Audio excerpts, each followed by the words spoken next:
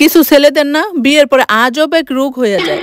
তারা I love you বলতে পারে না, লং রোমান্টিক মেসেজ লিখতে পারে না, বউর কথা বুঝতেই পারে না, বউকে ঘুরতে নিয়ে যাওয়ার কথা তাদের মনেও থাকে না, আর সারপ্রাইজ দেওয়ার কথা সেটা না হয় বাদই দাও, বউকে খুশি করতে তাদের ব্রেন কাজ করে না, আর বউর পক্ষ নিয়ে তারা কোনো কথাও বলতে পারে না। মানে আজব রোগ। আমি আমার জামাইয়ের সব টাকা পয়সা খরচ করে দিই, যেন সে টাকা পয়সা কোনো ভুলভাল জায়গায় খরচ করতে না পারে। যখনই জামাই অফিস থেকে আসে তখনই আমি তার সাথে একটু ঝগড়া করে নিই, কারণ যদি কাজের টেনশনে তার প্রেশার লো হয়ে থাকে তাহলে ঠিক হয়ে যাবে। আমি তো অনেক মজার মজার খাবার রান্না করতে পারি, কিন্তু রান্না করি না যেন তার শরীর ফিট থাকে, অযথা জিমে গিয়ে টাকা পয়সা খরচ করতে না হয়। আমার কি লাগবে সেটা আমি নিজেই বলে দিই, যেন আমাকে সারপ্রাইজ দেওয়ার জন্য তার এক্সট্রা চিন্তা করতে না হয়।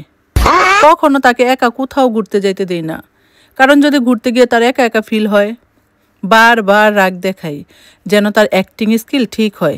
ওই যে আমাকে বারবার সরি বলার। প্রত্যেক দিন না শুকরিয়া আদায় করা উচিত, আমার মতো এত ভালো বউ পাইছে। কত চিন্তা করি আমি তার জন্য। সারাদিন বলতে থাকে আমি নাকি অযথাই পয়সা খরচ করি, অযথাই রাগ দেখাই। আরে এগুলা কি আমি আমার জন্য করি? আমি তো সব তোমার ভালোর জন্য করি স্বামী, তোমার ভালোর জন্য। আমার কি কখনো আমার নিজের নিয়ে চিন্তা আছে?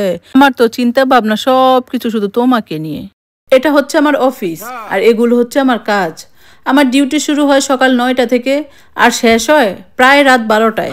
মাঝে মাঝে ওভার টাইমও করতে হয়, তখন 1টা 2টা বেজে যায়। আর আমার স্যালারি 1 বেলা রুটি, 2 বেলা ভাত, আর 2 বেলা 2 কাপ চা।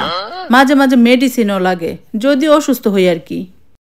আমার স্বামী মহোদয় এত ব্যস্ত থাকে যে তাকে দেখলে মনে হয় পরবর্তী প্রধানমন্ত্রী সেই হবে। আমার কি, কমসে কম সবাই তো প্রধানমন্ত্রী বউ বলবো, টাইম তো এখনো দিতেছে না, তখনও দিবে না।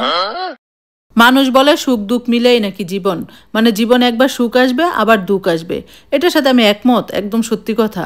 আমি খুশি এই জিনিসটা নিয়ে যে আমি বিয়ে করছি, কিন্তু দুঃখ এটা নিয়ে যে আমি বিয়ে কেন করছি না। মানে যেহেতু থালা বাসনই মাজতে হবে, তাহলে নিজের ঘরেই মাজতে পারতাম, এর জন্য বিয়ে করার কি প্রয়োজন ছিল?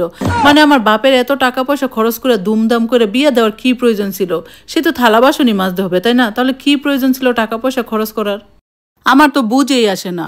একবার যদি আমার জামাই বইলা দেয় যেটা সুন্দর না, তার ভালো লাগে নাই, তাহলে সেই ড্রেসটা আমার জীবনও পরতে ভালো লাগে না, সেটা আমার অপছন্দের হয়ে যায়।